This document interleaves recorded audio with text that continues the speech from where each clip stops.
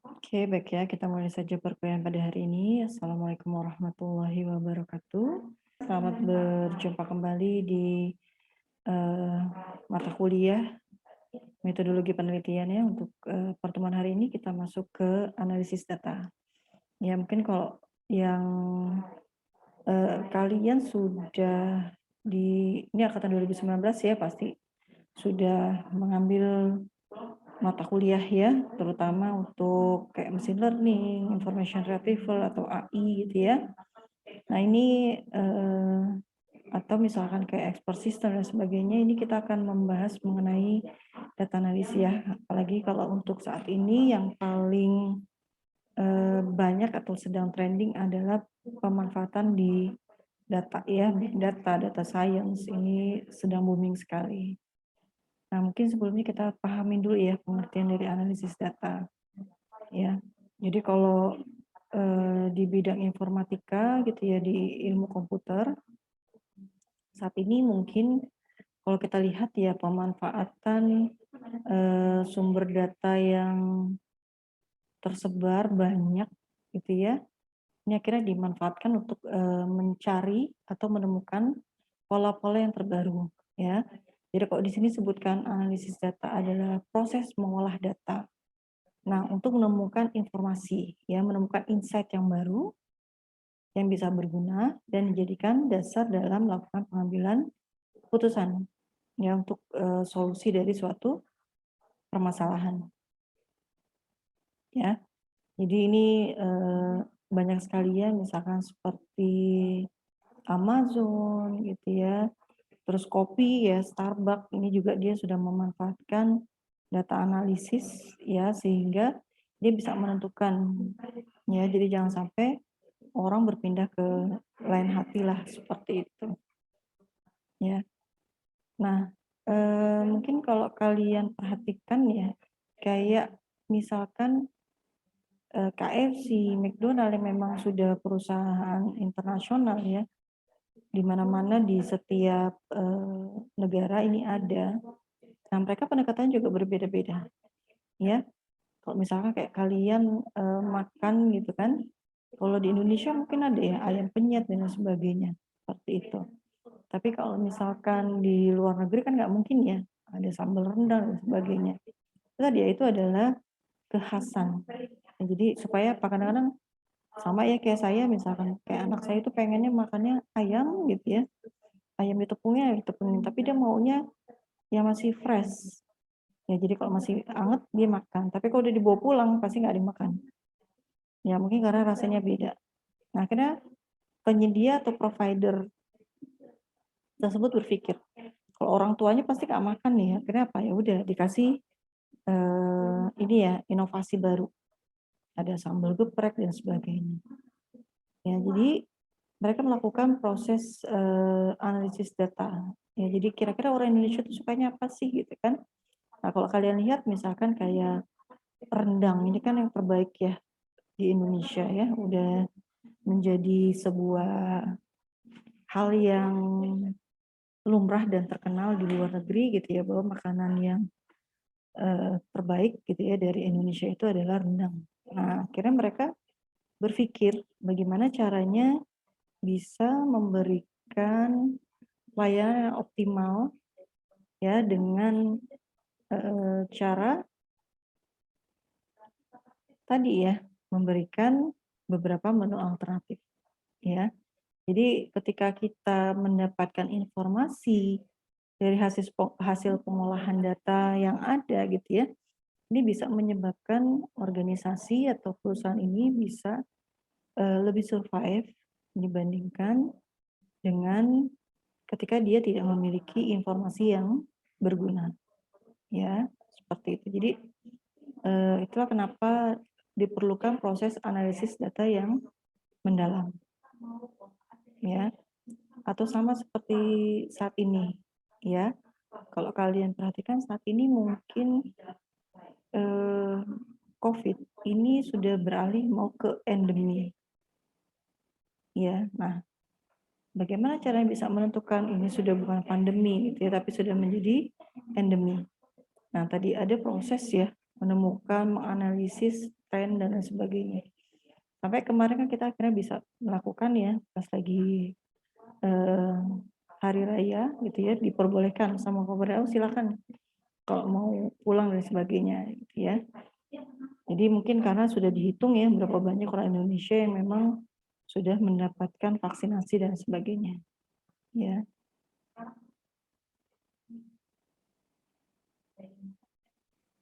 Nah, kemudian ada dua pendekatan jenis analisis data.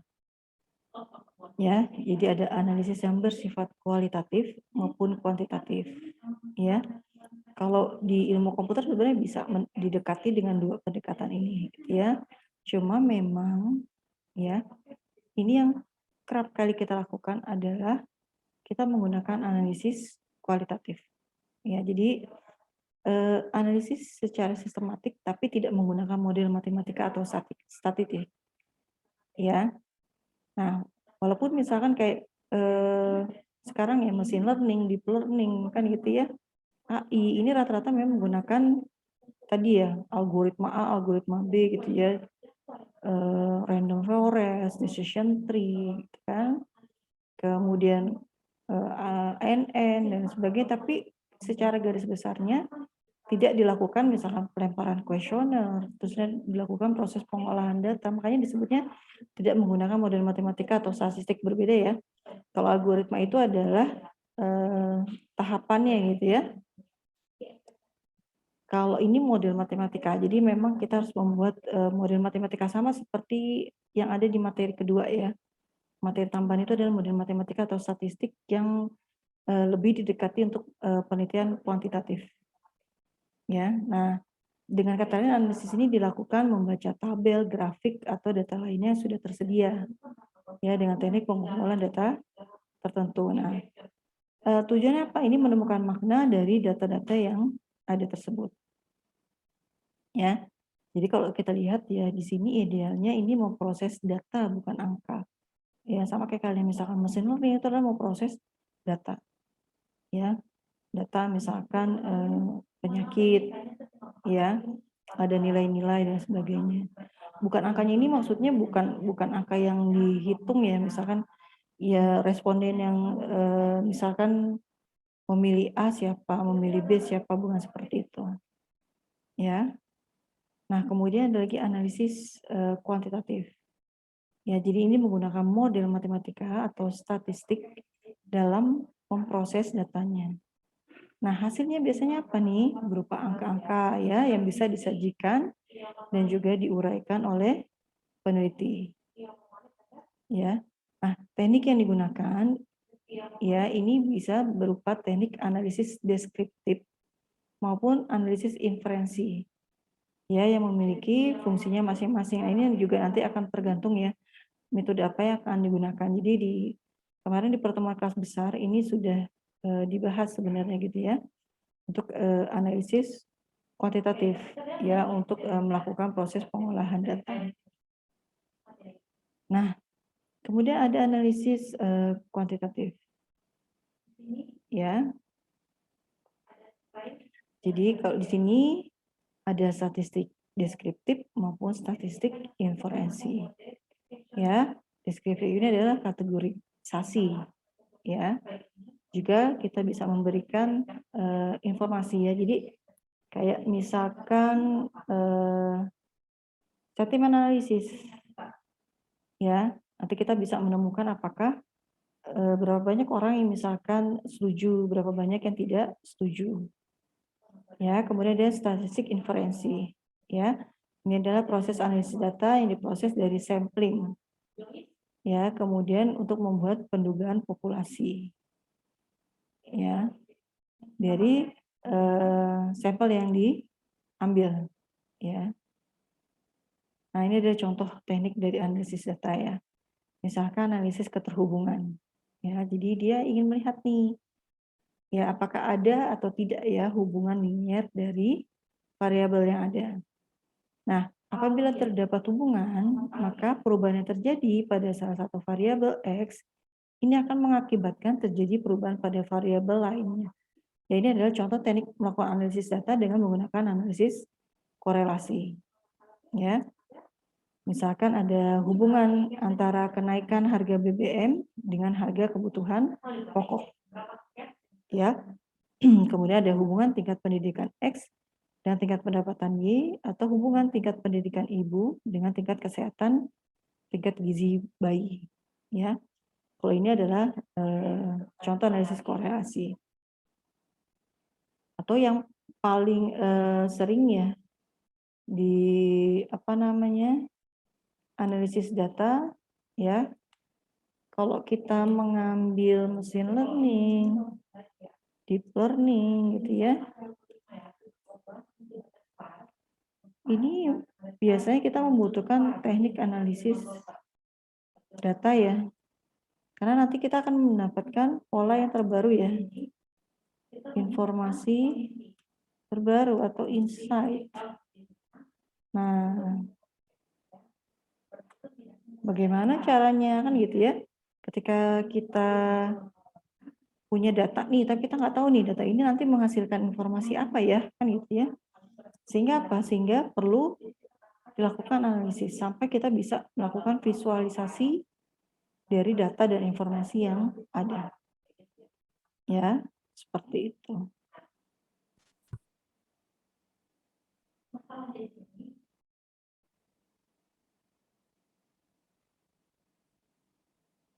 Nah, ini adalah proses analisis data ya. Jadi kalau kalian lihat ya, data analisis proses ini ada beberapa tahapan. Ya, tahap yang pertama adalah menemukan gitu ya, menentukan pertanyaan ya, atau rumusan masalah atau apa yang mau kita cari. Ya, misalkan yang tadi ya, bagaimana ya terjadi penurunan animo ya terhadap produk yang kita jual. Ya, kemudian melakukan proses koleksi data. Ya, jadi data-data yang mendukung ya, oh berarti dari data transaksi, ya, atau dari open data. Nah, kemudian apa? Dilakukan proses clean, ya, pembersihan dari data. Ya, jadi kalau kalian lihat tahapan ini seperti tahapan di mining, di machine learning, gitu ya, di deep learning. Nah, ini tahapan dari melakukan proses analisis data. Ya, kemudian ada analisis datanya, kemudian kita bisa melakukan visualisasi. Nah, jadi kalau kalian lihat ya banyak di misalkan kita menggunakan Tableau, itu bisa melakukan visualisasi data. Ya, sehingga apa? Sehingga ketika dilakukan proses visualisasi data, ini bisa membantu mempermudah pimpinan, ya, level pimpinan di dalam memberi ataupun mendapatkan ataupun menggali informasi dan juga bisa memberikan keputusan. Ya, seperti itu. Nah, ini adalah tahapannya. Jadi menentukan pertanyaannya, pernyataan, itu bisa juga kita mencari problem statement. Nah, maksudnya apa di sini? Ya, jadi kita bisa mendefinisikan tujuan penelitian. Ya, bikin hipotesis, kemudian kita menentukan cara pengujiannya seperti apa. Nah, bisa dengan melakukan pertanyaan seperti ini. Masalah apa yang bisa saya selesaikan? Ya, tapi itu tadi ya, membuat problem statement ini biasanya paling sulit. Ya, makanya kenapa penelitian itu sulit, di awal aja kita masih bingung gitu ya, aduh mau bikin apa ya. Kayak kalian angkatan 2019 harus sudah bikin proposal misalkan. Udah bikin proposal, saya apa ya, mau bikin apa yang saya bisa ya. Gitu ya. Nah, balik lagi. Ketika kita menentukan, ini kita harus tahu ya, kita sukanya apa, ya, kemudian apa saja yang menjadi hal yang membantu mempermudah kalian di dalam menyelesaikan penelitian kalian.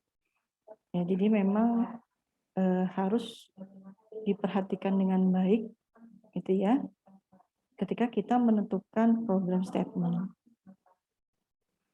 Nah, misalkan contohnya ya, ada manajemen senior ya yang mungkin bisa menimbulkan masalah. Yang tadi saya bilang, mengapa kita kehilangan pelanggannya? Jadi terkadang banyak perusahaan besar tapi tiba-tiba kolaps. Ya kalau dulu pertama kali muncul tahun 2000 ya, itu Nokia itu banyak sekali yang pakai ya. Jadi yang menggunakan itu banyak. Kemudian muncul BlackBerry. Ya, tapi kalau sekarang kalau kita lihat ya orang rata-rata sudah meninggalkan tersebut. Nah, atau misalkan perusahaan-perusahaan besar gitu ya kolaps. Kenapa ya kok dia bisa kehilangan pelanggan ya? Padahal dulunya ini memang dikejar-kejar atau dicari-cari.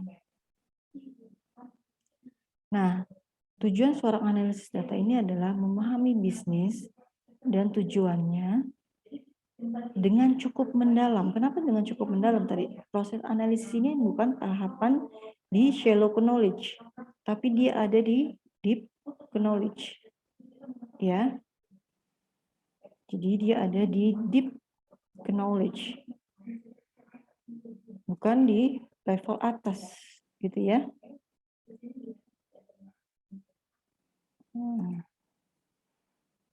Jadi memang perlu pemahaman yang mendalam ya.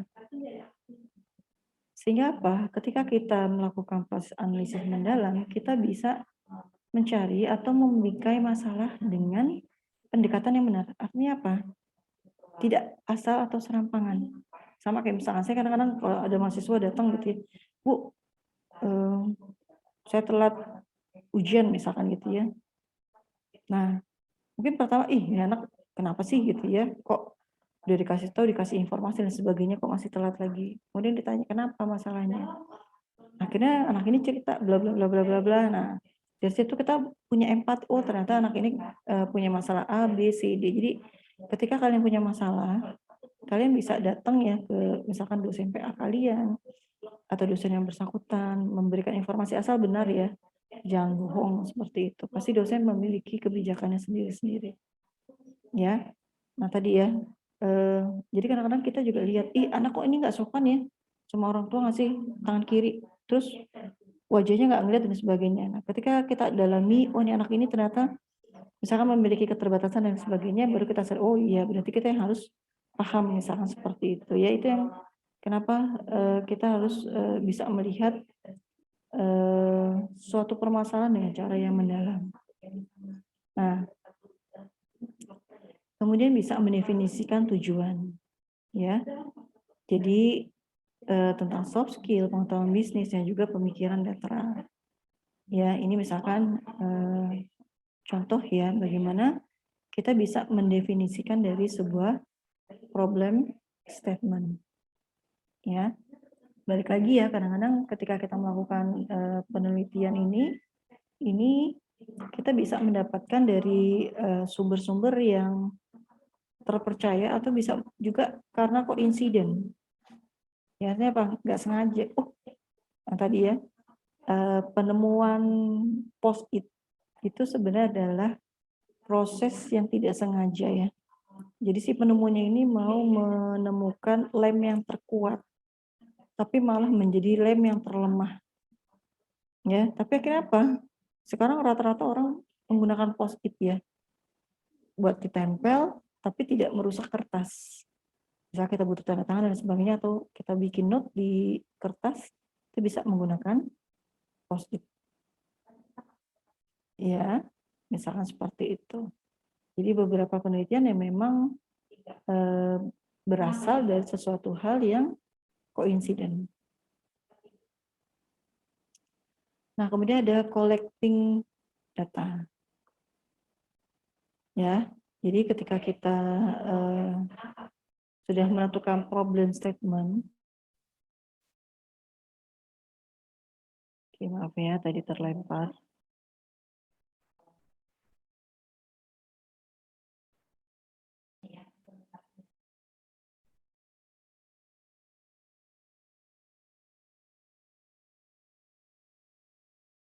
Oke ya, jadi kalian sudah menentukan problem statement, ya. Ketika problem statement ini sudah ditemukan, kemudian kita apa? Kita harus memikirkan bagaimana caranya melakukan pengumpulan data dan juga mengumpulkan data yang sesuai. Ya, jadi kalau untuk beberapa poin mungkin kalian bisa memanfaatkan open data atau data yang tersebar, atau bisa mencari sendiri, mengumpulkan data sendiri. Cuma tinggal pendekatan aja. Ya, kalau kalian menggunakan open data, mungkin dari sisi kemudahan dan kecepatan dari penelitian kalian ini bisa lebih membantu mempercepat. Nah, kalau kalian harus mengumpulkan sendiri, kalian harus memperhatikan ya waktu pengumpulan data belum kita membuat proposal, pengajuan untuk pengambilan data dan sebagainya. Ya, jadi ini disebut kita harus memiliki apa strategi. Ya.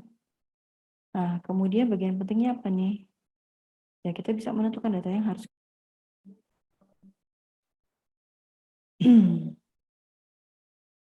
ya, jadi kalau di sini ya harus diperhatikan juga ya masalah sumber data. Ya. Jadi kita bisa mendapatkan sumber data dari data pihak pertama, data pihak kedua, maupun data pihak ketiga. Yang tadi ya dari ketika kita mengambil data dari pihak pertama mungkin harus diperhatikan ketersediaan, ya. Kemudian dari lamanya waktu untuk proses pengambilan data, ya. Atau bisa juga dari data pihak kedua, ya. Kayak kemarin mungkin penelitian kakak kelas kalian ada yang misalkan Ananta sama Aldiriansyah. Ananta ini dapat data gitu ya. Kemudian dia melakukan penelitian terlebih dahulu. Artinya lulus duluan gitu ya. Nah, kemudian data dari Ananta ini digunakan kembali oleh Aldiriansyah untuk penelitiannya dia. Tapi dengan metode yang berbeda. Ya, kebetulan Ananta misalkan dapat data dari pihak pertama. Ya. Nah, itu bisa. Tapi tadi ya Aldiriansyah itu ketika melakukan penelitian ya harus koordinasi sama Ananta. Boleh nggak ya saya minta datasetnya misalkan seperti itu, karena keterbatasan kalau cari dataset sendiri ini kan cukup lama ya, kemudian tadi harus ada proposal dan sebagainya, kecuali memang kalian memiliki relasi ya, misalkan ibunya bekerja di situ, itu mungkin lebih mudah ya, seperti itu.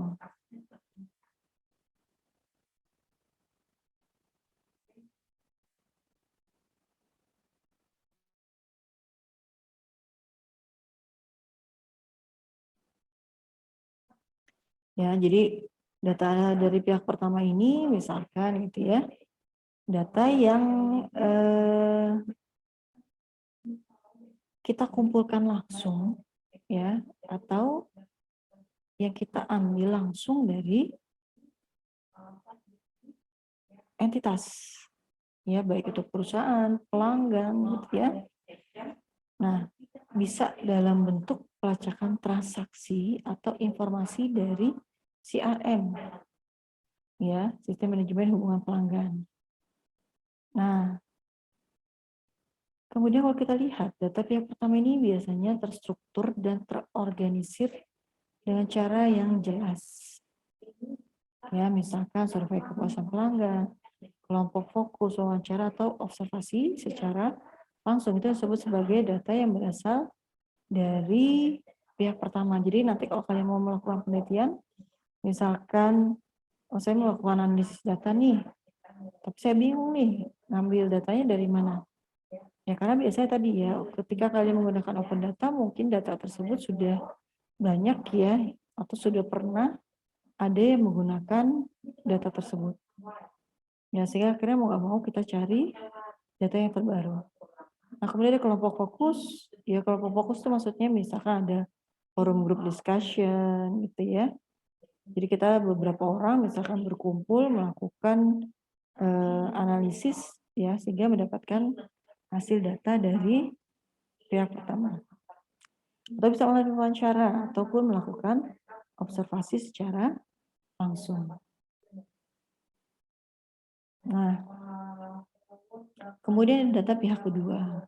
Ya, untuk memperkaya analisis kita bisa mengamankan sumber data sekunder. Ya. Nah, data pihak kedua ini adalah data pihak pertama dari organisasi yang lain. Nah, biasanya lebih terstruktur ya, tapi kadang-kadang memang kurang relevan. Ya, tapi cenderung cukup bisa diandalkan. Ya, misalkan aktivitas situs web, aplikasi atau media sosial ya. Lewat pembelian online atau data pengiriman, misalkan kita mau melihat tren ya. Nah, ini kita bisa mengambil data untuk memperkuat penelitian kita melalui data pihak kedua. Nah, kemudian ada data pihak ketiga. Ya, ini dikumpulkan dari berbagai sumber. Ya. Nah, ini kerap kali sejumlah besar data yang memang tidak terstruktur. Ya. Jadi dia bisa membuat laporan industri atau riset pasar. Nah, ini contohnya adalah organisasi Gartner. Nah,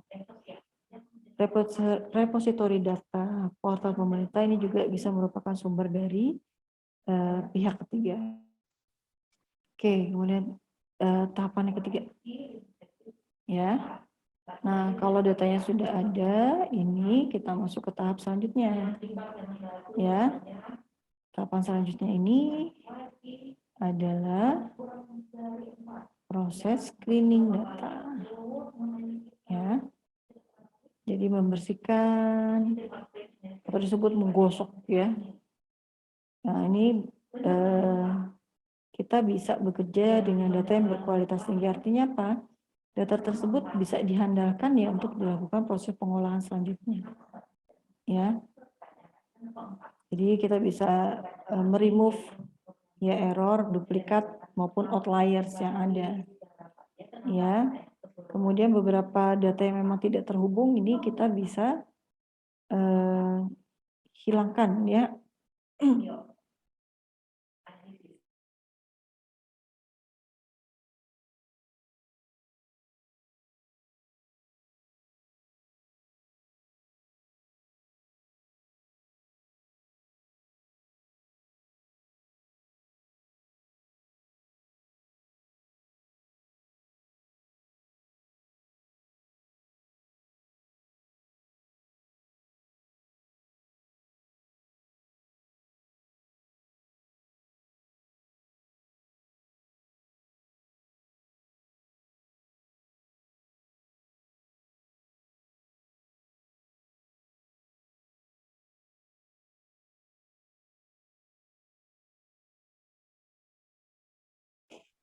Ya.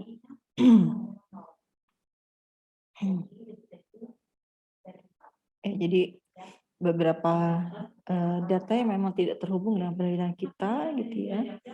Kadang-kadang misalkan data transaksi yang memang user yang harus mengisi ya, kadang-kadang orang mengisi coba-coba atau asal-asalan aja. Ini nggak terhubung ya kita bisa drop ya, seperti itu. Kemudian bringing structure to your data ya, bringing structure to your data ya. Jadi kita bisa memperbaiki ya, misalnya gitu loh. Memperbaiki beberapa poin gitu ya, atau data yang memang terdapat kesalahan ya, ataupun ada noise ya yang ada di data tersebut. Kemudian bisa juga filling in major gaps. Ya, misalkan ada beberapa hal yang kita temukan gitu ya.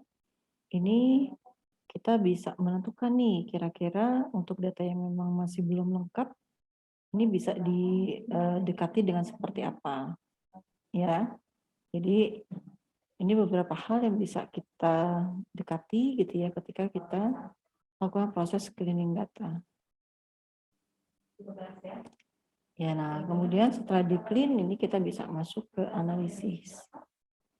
Ya, ini banyak tekniknya ya, ada univariate, bivariate, waktu, regresi, ya, decision tree, clustering dan sebagainya gitu ya. Ini tergantung dari kebutuhan kita. Yang terakhir ini tahap analisis ya. Tahap terakhir ini sharing. Ya, sharing your result. Ya. Jadi di sini ketika sudah melakukan analisis, kita tinggal melakukan diseminasi ya dari hasil penelitian kita, sehingga ini bisa disampaikan kepada orang lain. Ya, bisa berupa laporan, dashboard, dan juga visualisasi interaktif. Oke. Kita masuk ke materi penguatan ya di kuantitatif. Nah, oke. Jadi kalau di sini ya,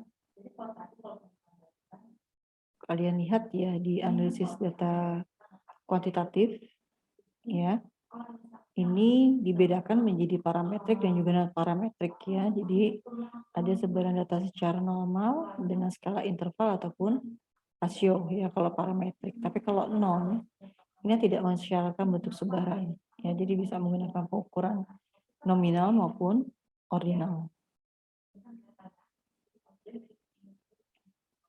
Nah, ini bedanya ya untuk statistik deskriptif dengan statistik inferensi. Ya. Jadi kalau deskriptif ini menyajikan data secara tabel atau grafik. Ya, kita bisa mendeskripsikan dengan lebih mudah. Ya, kemudian penghitungan ukuran tendensi sentral. Ya, ada mean, ada median, ada modus. Ya, kemudian bisa juga dengan perhitungan ukuran letak ya. Ada kuartil, ada desil, ada persentil. Nah, kemudian ada penghitungan ukuran penyebaran ya, kita bisa menggunakan standar deviasi, variasi, rank atau deviasi kuartil atau mean deviasi. Ya, jadi ini menggunakan statistik deskriptif. Ini kita bisa menyajikan dalam bentuk tabel, tendensi sentral, letak, dan juga penyebaran.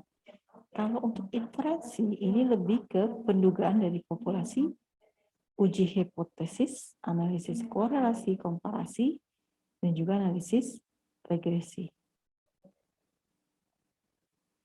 Nah, kemudian ada langkah-langkah analisis data kuantitatif.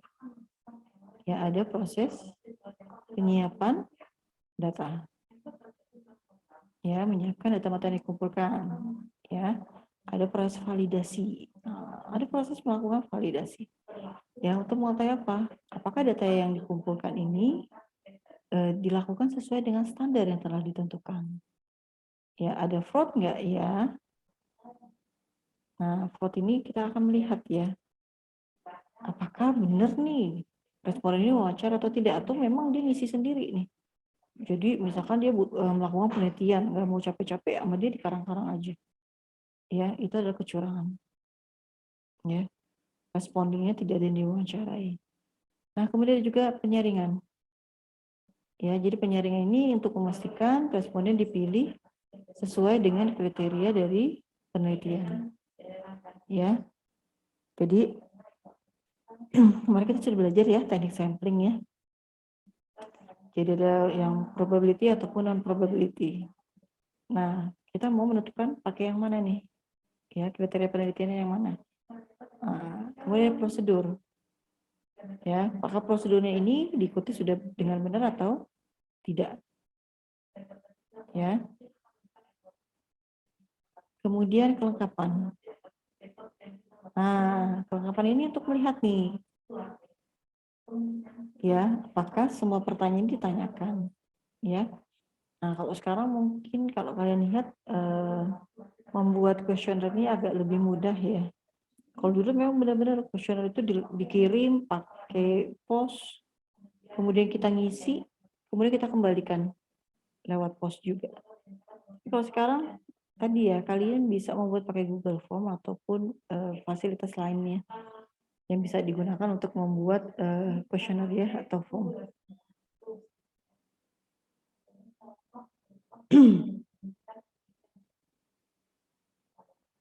Nah, kemudian ada editing. Ya, ini memeriksa seluruh pertanyaan yang dikembalikan respondennya. Jadi menghitung jumlah instrumen yang disebar dan terkumpul, kemudian kesesuaian jawaban responden dengan pertanyaan, sama kelengkapan pengisian daftar pertanyaan dan konsistensi dari jawaban. Ya, kemudian ada coding, ini variabel yang terkumpul, ya. Kemudian ada tabulasi, ya. Jadi memasukkan data ke tabel induk dalam bentuk baris dan kolom. Analisis data, ya. Kalau dalam statistik deskriptif ini mengkategorikan variabel sampel dengan cara mendeskripsikan karakteristik data dengan apa adanya, ya, sehingga lebih bermakna juga komunikatif. Kita bisa menggunakan tabel distribusi frekuensi sederhana, diagram statistik, ukuran tendensi pusat dan ukuran dispersi, ataupun menggunakan estimasi dari parameter. Nah, kemudian variabel nominal dan juga ordinal, ya. Distribusi frekuensi, ya. Misalkan di sini ada contoh tabel distribusi frekuensi untuk variabel nominal, ya, yang bersifat kategori. Ya, contohnya misalkan variabel warna balon dalam pesta. Ya, misalkan ada warna, jumlah, ada warna, ada jumlah. Ya. Jadi ada dua label, ya, warna, jumlah. Nah, dari sini kita bisa lihat, ya, frekuensi ini berarti yang paling banyak, ya. Nah, ini kita bisa melihat, ya, bahwa warna yang hijau ini lebih dominan. Ya, makanya disebutkan dari tabel tampak warna balon dalam pesta didominasi oleh warna hijau, ya, karena hijau 250, yang lainnya hanya sedikit. Ya. Kemudian diagram statistik. Nah, ini di dalam penelitian kualitatif kita juga kan untuk visualisasi biasanya kita menggunakan grafik, ya. Jadi misalkan di sini ada grafik, karena apa? Dengan memanfaatkan grafik ini akan membantu mempercepat, ya, di dalam proses membaca atau menganalisis atau memberikan hasil simpulan, ya. Ini disebut sebagai diagram batang. Ini juga bisa disesuaikan, ya, mau diagram batang, mau diagram pie chart dan sebagainya, ya, atau mau box plot dan sebagainya juga bisa disesuaikan. Nah, kemudian ukuran tendensi pusat. Ya, jadi ini yang mewakili seluruh anggota sampel. Nah, biasanya apa? Ini diwakili oleh frekuensi terbanyak. Modus pada variabel interval atau rasio adalah rata-rata hitung. Ya, kalau contoh di atas itu warna hijau yang terbanyak. Ya, sehingga kita bisa menyatakan bahwa tendensi pusatnya adalah hijau. Ya, karena kalau kalian lihat, ya, yang tadi 100, 250 itu lebih banyak dibandingkan penggabungan dari ketiga jumlah balon tersebut. Kemudian ada ukuran dispersi. Ya, jadi menunjukkan variasi di dalam kelompok sampel. Ya. Variabel nominal ukuran dispersinya ini kita bisa menggunakan indeks variabel kumulatif. IVK gitu, ya, tapi bukan IPK, ya. Kalau IPK kan indeks prestasi kumulatif dari mahasiswa. Ya. Nah, ini kita bisa menggunakan rumus sebagai berikutnya. IVK sama dengan sum dari SI dikali dengan NJ dibagi P dikali N dibagi K dikuadratkan. Ya, di mana IVK ini adalah indeks variabel kumulatif atau tingkat pemerataan frekuensi. N1 ini adalah jumlah frekuensi kategori tertentu. Nah, ini adalah jumlah frekuensi kategori lain. Ya, P ini adalah jumlah pasangan NI dan NJ. N adalah jumlah seluruh frekuensi, ya. Kemudian K-nya ini adalah banyaknya kategori.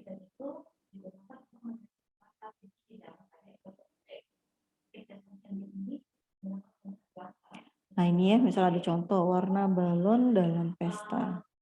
Ya, ada 1, 2, 3, 4. Ya, ada 4 value. Ya.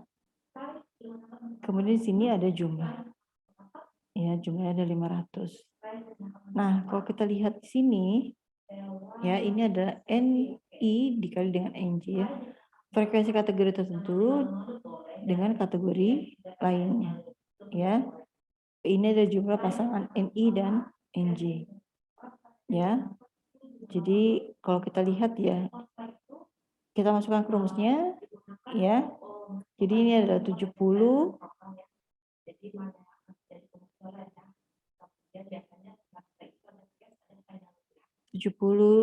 dikali 80, 70 dikali 100, 70 dikali 250. Ya, kemudian ini sudah semua ya variasinya.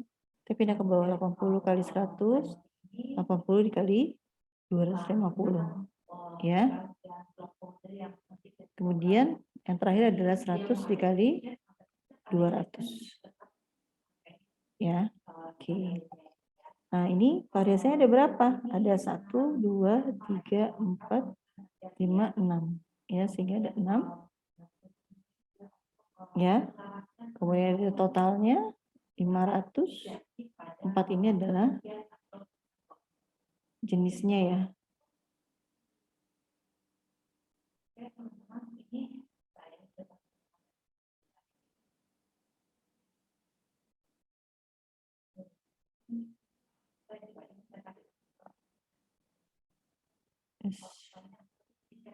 Ya, jadi yang di sini adalah banyaknya kategori. Ya.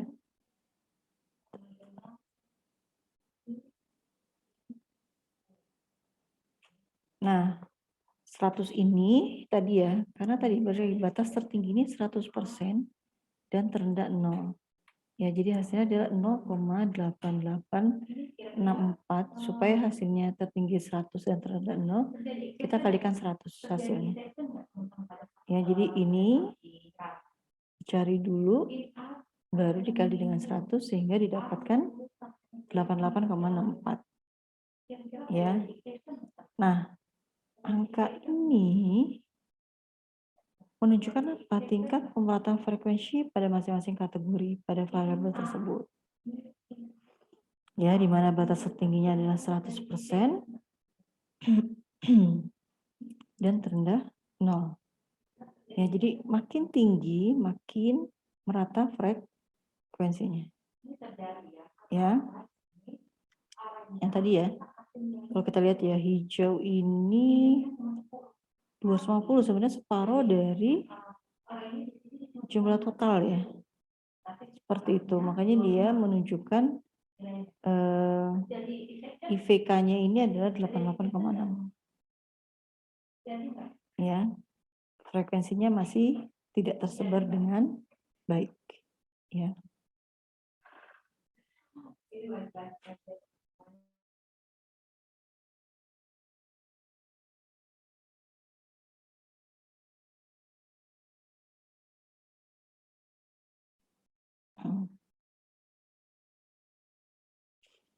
Oke, kemudian ada estimasi parameter. Ukuran pada sampel ini disebut sebagai statistik. Ya. Kalau populasi disebut sebagai parameter. Parameter tidak diketahui sehingga perlu diestimasi berdasarkan statistik. Ya. Contohnya, misalkan ada sampel mahasiswa menunjukkan jumlah pria 15 dan wanita 20. Jadi proporsi wanita ini adalah 57% dari anggota sampel ya setelah dijumlahkan. Kemudian estimasi proporsi dari populasi ini bisa dihitung dengan rumus sebagai berikut.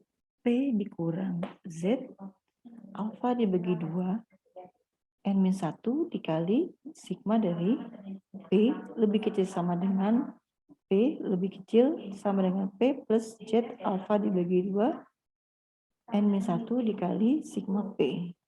Ya.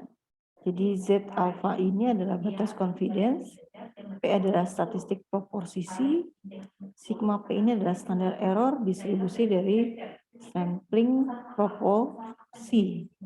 Ya, jadi ketika kita tidak mengetahui parameter atau populasinya, maka ini kita perlu melakukan estimasi ya, berdasarkan data statistiknya.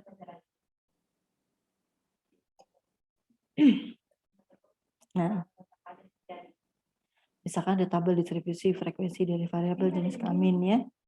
Kelamin pria sebanyak 15, wanita sebanyak 20, jumlahnya adalah 35. Nah, estimasi proporsi wanita bila tingkat confidence-nya adalah 0,95 ke 95%, maka Z ini ambil dari tabel distribusi normal ya. Z sama dengan 1,96. Nah, kita mencari sigma P dulu. Ya. Jadi akar dari P dikali 1 min P dibagi N. Ya, tadi ya proporsi wanita adalah 57%. Ya, 1 dikurang 57 dibagi 35 ya banyaknya. Dapatkan adalah 0,027. Nah, sehingga kita bisa apa? Kita bisa menentukan interval estimasinya. Ya, berdasarkan rumus yang tadi di depan ya.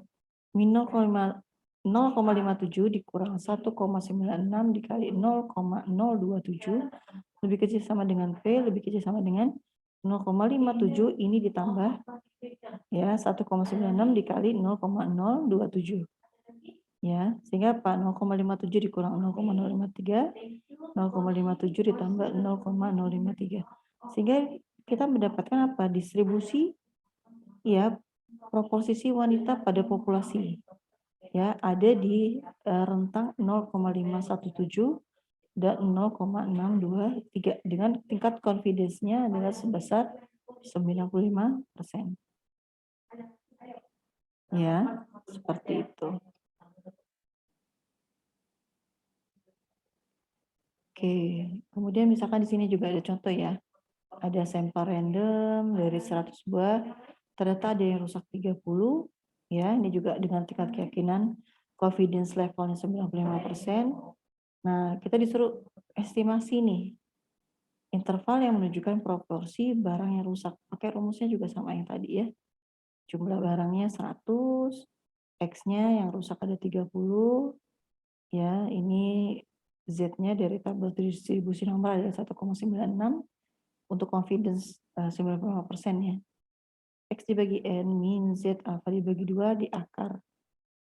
Ya, lebih kecil dari P, lebih kecil dari X dibagi N ditambah Z alpha dibagi 2 di akar lagi ya. Sehingga kita bisa memasukkan nilai 0,3 30 dibagi 10 ya. Dikurang 1,96 dibagi 0,3 dikali 0,7 bagi 100 ya. Nah, sehingga apa? Sehingga kita bisa mendapatkan rank atau interval ya antara 21% dan 39%. Ya, seperti itu. Mungkin kalau tadi ya saya bilang penelitian kita di informatika gitu ya, ini tidak terlalu banyak membahas seperti ini karena ini biasanya lebih banyak ke penelitian kuantitatif ya, sedangkan kita rata-rata memanfaatkan penelitian kualitatif ya untuk melakukan proses penelitian ini hanya untuk sebatas tahu saja gitu ya. Nah, ini hipotesis juga ya, hipotesis ini juga lebih banyak di kuantitatif ya dimanfaatkan. Jadi ini kalian sudah belajar kemarin ya, pernyataan yang benar atau tidak benar, jadi bisa saja ketika kita melakukan hipotesis ini bisa diterima atau ditolak. Ya, artinya apa? Ketika kita mengestimasi, oh nanti sore pasti hujan lebat, tapi ternyata nggak hujan. Ya memang kita hanya mengestimasi karena tadi terang sekali misalnya seperti itu. Nah, tujuan analisis uji hipotesis ini mengetahui seberapa jauh hipotesis yang disusun ya diterima berdasarkan data yang telah dikumpulkan. Ya. Nah, proses hipotesis pengujian ada hipotesis 0 dan alternatif, H0 dan HA, atau bisa juga tingkat signifikansi alfa, atau penetapan statistik uji, penetapan kriteria penerimaan, atau penghitungan statistik. Ya, tapi secara garis besar ketika kita melakukan proses pengujian hipotesis ini ada menerima atau menolak H0. Ya. Nah, misalkan di sini ya ada pengujian hipotesis tentang proporsi. ya, atau presentasi. Misalnya presentasi barang yang rusak 10%, nasabah yang tidak puas 25%, ya, penduduk yang buta huruf 5%, tidak setuju 5% dan sebagainya, gitu ya. Ini pengujian hipotesisnya bisa dinyatakan dalam bentuk proporsi. Ya, misalkan H0 sama dengan P lebih kecil dari P0, HA sama dengan P, tapi dia akan lebih besar dari P0, ya, atau H0 ini P lebih besar sama dengan P0, HA sama dengan P lebih kecil dari P0, ya, dengan Z0 adalah X dikurang N P0 dibagi P0 1 min PO, ya, sama dengan X dibagi N min P0 dibagi akar 1 P0 dikali 1 min PO dibagi N. Ya, kalau ini standar, ya, ketentuan. Nah, dalam banyaknya, ya, banyaknya elemen dan sebagainya, ya, banyaknya proporsi dan sebagainya. Nah, X ini elemen sampai dengan karakteristik tertentu. Ya, PO-nya adalah proporsi, ya, berdasarkan sebuah hipotesis. Nah, misalkan di sini ada contoh, ya, pejabat BBD, petani peminjam kredit belum mengembalikan kreditnya sebesar 70%, ya, dengan alternatif lebih kecil dari itu. Untuk menguji pendapatnya tersebut, sebanyak 225 orang petani diteliti, ternyata ada 150 orang yang belum mengembalikan kredit dengan A 10%. Ya. Kemudian kita melakukan proses perhitungan. Ya, tadi mengembalikan kredit ini, oke, ya, jadi misalkan di sini kita menentukan, ya, berapa banyak, ya, yang tidak mengembalikan kredit, ya. Dia bikin pernyataan seperti itu atau hipotesis. Sebanyak 0,70%, ya, lebih dari 70% dengan jumlah sampel 2,25, ya, errornya 10%, ya, kemudian samplingnya ini sebanyak 150. Nilai Z ini 1,28 diambil dari tabel normal, ya. Kemudian kita masukkan ke dalam rumus, ya, 0 sama dengan X dan seterusnya ini, gitu ya, didapatkan nilai min 1,09.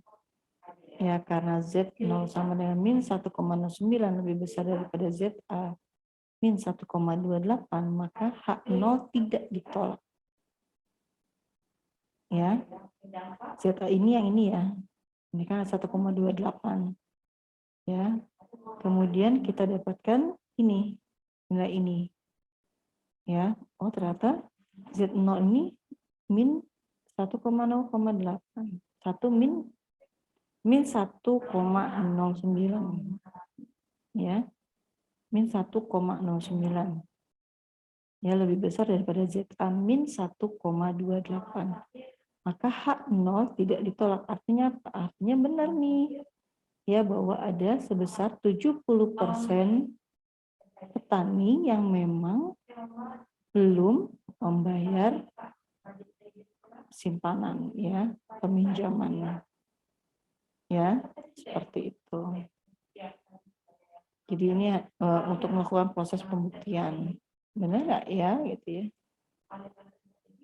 Nah, kemudian lagi uji kecocokan nih.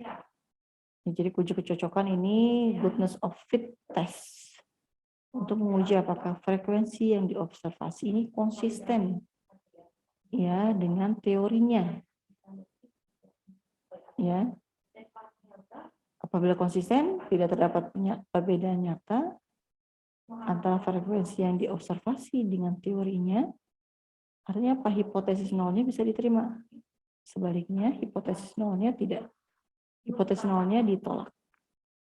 Ya, ini adalah rumus yang digunakan, ya, di mana OI-nya adalah frekuensi observasi, I adalah frekuensi teoritis, ya, X kuadrat ini adalah perbedaannya antara observasi dan teoritis, ya.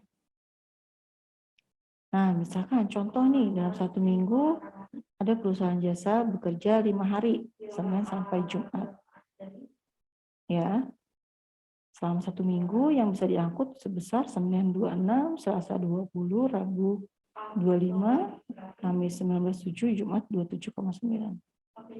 Nah, disuruh uji hipotesis. Lihat proporsi berat pengiriman barang sama atau enggak ya dengan pengiriman barang setiap hari dalam 1 minggu. Tidak sama ya. Gunakan tingkat kesalahan margin error sebesar 10%. Nah, H0 ini proporsi berat pengiriman barang setiap hari dalam 1 minggu sama ya. Tadi ya bekerjanya 5 hari kan gitu ya. Hari pertama, kedua, ketiga, keempat, Senin sampai Jumat. Ya, sama dengan 20%. Ya, 0,2. Jadi 1 dibagi 5 ya. 1, 2, 3, 4, 5. Kemudian kalau H1 minimal ada 2 proporsi yang tidak sama. Ya, tidak sama dengan 20%. Ya, kalau dia yang pertama kita bikin hipotesis yang sama, yang kedua yang tidak sama. Kemudian marginnya errornya, standar deviasinya adalah 0,10. Ya, jadi banyak kategori 5 hari dengan tingkat kesalahan 10%.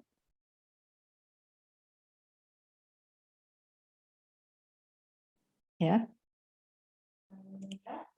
X alpha kas min 1 kuadrat ini sama dengan 0,10. Ya, 5 min 1 kuadrat dapatlah nilainya sebesar 7,77. Ya. Sehingga apa? Ya, kalau untuk X hitungnya ini adalah perbandingannya adalah 7,794 ya, lebih besar. Ya, kalau ini adalah sama dengan ini lebih besar. Sehingga apa? Kita bisa membuat gambaran seperti ini. Ya, ini yang menerima H0, ini adalah yang melakukan penolakan terhadap H0. Ya, seperti itu. Nah, ini nilai X hitung ya. Kita bisa menggunakan rumus yang tadi, ya. Sehingga apa? Kita bisa mengatakan bahwa gitu ya, proporsi berat pengiriman barang setiap hari dalam 1 minggu ini adalah sama ya, karena H0-nya diterima ya. Nah, nilai ini lebih kecil ya. 2,318 lebih kecil dari 7794. Ya. Oke. Ya, jadi ini adalah contoh proses analisis data ketika kalian menggunakan data kuantitatif. Ya, tapi kalau yang materi sebelumnya itu ketika kita memanfaatkan atau menggunakan data kualitatif ya di dalam proses. Nah, kalau di bidang informatika atau di komputer gitu ya, mungkin akan lebih banyak menggunakan data-data yang bersifat kualitatif ya. Misalkan kalau mahasiswa sistem informasi mungkin bisa ya melakukan pendekatan seperti itu karena mereka biasanya lempar kuesioner, kemudian melakukan proses analisis terhadap kuesioner yang sudah mereka dapatkan. Kalau kayak kalian misalkan mau menerima mengecek gitu ya penerimaan user terhadap aplikasi yang kalian buat. Nah, itu tadi adalah mahasiswa SI yang akan membuat ya penelitian seperti itu. Tapi kalau kalian mungkin lebih ke arah merancang aplikasi untuk algoritma tertentu, menemukan insight dari informasi, ya kemudian memanfaatkan algoritma dan sebagainya. Jadi harap dibedakan ya antara penelitian di bidang informatika, teknik informatika dengan di sistem informasi. Ya, cirinya beda. Jadi kalau di sistem informasi mungkin perancangan aplikasi kepegawaian, rancangan aplikasi di PT A, B, C, D misalkan gitu. Kalau kalian nggak bisa seperti itu ya. Karena tadi ya rumusan kualifikasi dari mahasiswanya juga berbeda. Ya. Tapi kalian bisa bersinergi dengan mahasiswa sistem informasi. Yang tadi ya, misalkan Syamil, Syamil punya teman nih, tetangganya orang sistem informasi, bisa kalian berdua bikin. Syamil bikin, misalkan, oh saya mau bikin expert system deh, buat di di klinik gitu ya, untuk melihat, mengestimasi misalkan, apakah seseorang terkena penyakit A misalkan atau tidak, misalkan seperti itu. Kemudian kamu bikin aplikasi pakai metode Dempsey-Saver Theory misalnya gitu, atau certainty factor. Oke, sudah selesai aplikasinya, kemudian teman kamu, anak sistem informasi, pinjem, ya. Atau misalkan udah diimplementasikan lah misalkan. Ini aplikasinya diimplementasikan di klinik A misalkan gitu ya. Nah, teman kamu ini bisa melakukan survei kepuasan, acceptance test-nya. Ya, apakah rata-rata pasien ini merasa terbantu gitu ya dengan aplikasi yang ada atau tidak. Itu bisa jadi 2 penelitian tuh dari 1 penelitian kalian. Ya kalian bisa bersinergi dengan cuma memang nanti mahasiswa sistem informasinya paling bisanya adik kelas kalian ya, tapi kalau satu angkatan ya dia harus mundur 1 semester lah minimal. Karena harus Syamil ini harus menyelesaikan dulu aplikasi yang dia buat. Ya, baru mahasiswa SI-nya bisa melakukan proses penelitian selanjutnya. Ya, jadi itulah perbedaan yang signifikan ya. Jadi makanya disebutnya data tambahan, hanya untuk kalian mengetahui saja gitu ya. Mungkin nanti ketika kalian mau kuliah S2, aduh saya kayaknya nggak tertarik nih di IF gitu ya. Saya lebih suka di sistem informasi, nah itu bisa. Oh ternyata seperti ini ya. Nanti kalian bisa mendalami ketika kalian kuliah di bidang sistem informasi. Ya, seperti itu. Oke, apakah ada pertanyaan atau sudah terbayang? Ya, jadi kalau kalian ini akan lebih banyak bermain dengan pemanfaatan algoritma gitu ya, atau menguji algoritma, kombinasi algoritma ya seperti di keamanan sistem, ya artificial intelligence dan sebagainya. Jadi itu perlu sekali penekanan. Kalau untuk di software engineering mungkin masih bisa masuk ya, seperti itu. Tapi bukan ke arah pengembangan sistem, karena kalau di sistem informasi itu kan lebih ke arah dia menyelesaikan masalah dari organisasi. Ya, jadi misalkan perusahaan A, perusahaan B punya masalah apa gitu ya, kemudian mahasiswa SI akan berusaha membantu memperbaiki. Ya, misal pembuatan laporan gitu ya. Kemudian untuk penggajian yang masih lama dan sebagainya itu dia bisa tinggal buat aplikasi karena dari kebutuhan organisasi. Sedangkan kalau kalian ini lebih kepada pemanfaatan algoritma ya yang digunakan. Ya, silakan mau pakai jaringan boleh, security system, deep learning, artificial intelligence. Ya, ini bisa. Ya, jadi harus kalian tentukan dari sekarang. Nah, cuma balik lagi ya, ketika kalian melakukan proses penelitian ini juga harus sudah ditentukan ya sampai sejauh mana gitu ya. Ini akan kalian buat ya, karena semakin besar rumusan masalah yang kalian tentukan, maka waktu yang akan kalian gunakan juga akan semakin lama. Ya, jadi harus diperhatikan juga untuk permasalahan atau ruang lingkup dari masalah yang mau kalian angkat.